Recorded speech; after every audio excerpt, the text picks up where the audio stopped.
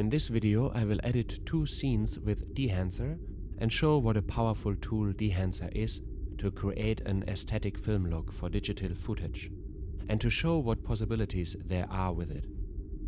I edit my videos in Final Cut Pro, but for DaVinci or Premiere, Dehancer is basically the same.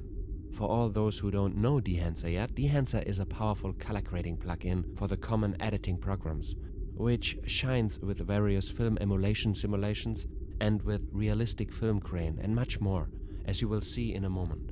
First of all, I would like to say that the first rule to create a cinematic look is lighting. My tip: have enough backlight and depth behind your subject. If you take this shot in a flat log profile, all the better, because then you can maximize the full power of Dehancer. Let's get started. Okay, let's start with this clip.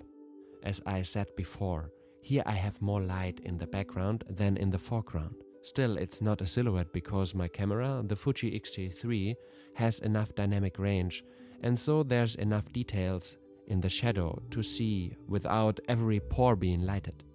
The background is nice and deep, so we have already created the basics for the film look while shooting. Now it's time for color grading, where we take the second step with the help of Dehancer, because the shot was created in the flat log profile so that you can exploit the full scope here. First we pull Dehancer into our clip. We have to switch off some areas because they are enabled from the start. Now we can select our camera so that the software receives our color information to make it even more accurate. Fujifilm XT3 filmed in F-Log. So here we can make some basic settings like exposure and color temperature. Here we are at the heart of Dehancer, the fantastic analog film simulations.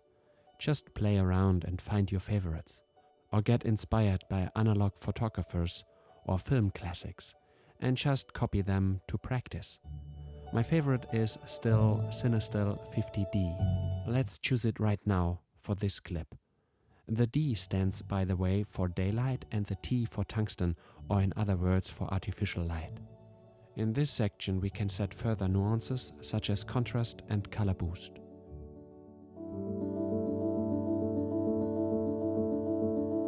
Settings about the film compressions for our CineStill 50D we can change here.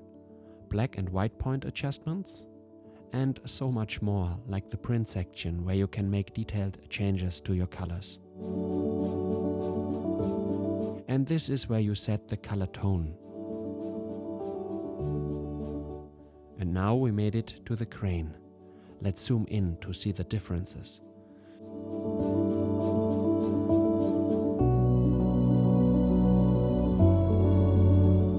So here are a couple of classic presets like 35mm grain or 16mm grain. But I always go into the manual range. I don't want too much grain in this shot, just enough for an analog touch without being too vintage. We will leave halation for this clip because we'll deal with it later and go straight to bloom.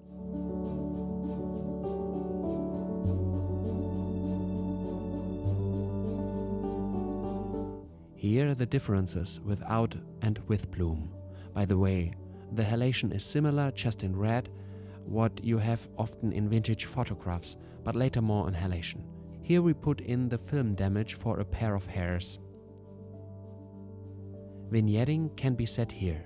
Another great thing is that you can set false colors here to check your exposure. For me, it's the best tool for this, and I think it's remarkable. And as if it wasn't great enough, there's a great LUT generator at the end to export your favorite settings, store them as a LUT on your camera, or even offer them for sale. But no color grading without my favorite tool in Final Cut, the color wheel. We need some red in the shadows and a little bit more blue in the highlights. There we go.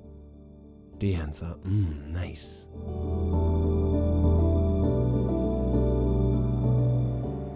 I almost forgot. If you want to buy Dehancer, there are even different versions, then use my 10% discount code. Yes, exactly, I'll cover the 10% for you. You can find the link under the video. Here I have a tip regarding the crane. If the face is more in the dark part of the picture, like in this clip, which is often the case for me because I prefer a strong backlight, then I have a little bit more crane in the highlights and less in the shadows. Otherwise, the face will be blurred, which I want to avoid. Let's check this clip.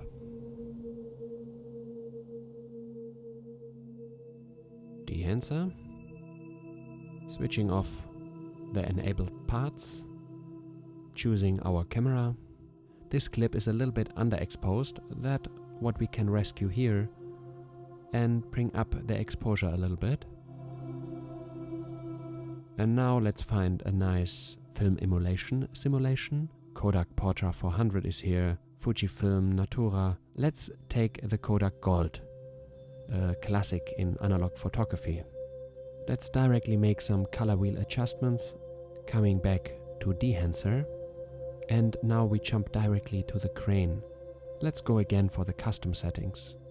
And here we make it the way around. We have less crane in the highlights because the face is now in the sun.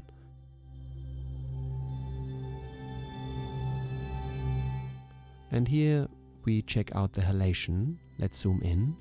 It gives a light red rim around our subject. Some more bloom. I go for the preset for this one.